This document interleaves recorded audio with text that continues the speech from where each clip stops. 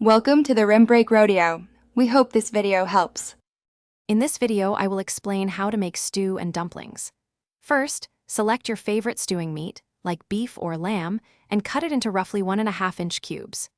Brown the meat in a large pot over medium-high heat with a tablespoon of oil until it's nicely seared on all sides.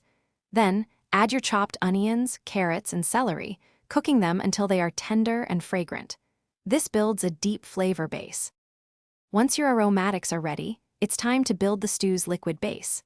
Deglaze the pot with about 1 cup of red wine or beef broth, making sure to scrape up all those flavorful brown bits from the bottom. Add your diced potatoes, fresh herbs like thyme and bay leaves, and enough additional broth to just cover the ingredients. Bring it to a gentle simmer, then cover and cook for 1.5 to 2 hours, or until the meat is fork tender. Now for the star of the show, the dumplings. In a bowl, combine 1.5 cups of self-rising flour with half a teaspoon of salt. Cut in 3 tablespoons of cold butter until the mixture resembles coarse crumbs. Gradually add 6 to 8 tablespoons of cold water, mixing until a soft, pliable dough forms. Avoid overworking it.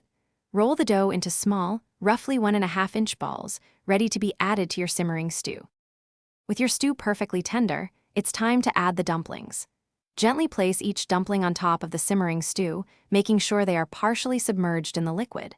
Cover the pot tightly and cook for 15 to 20 minutes without lifting the lid. This traps the steam and ensures they cook through. Once cooked, serve your hearty stew and fluffy dumplings immediately.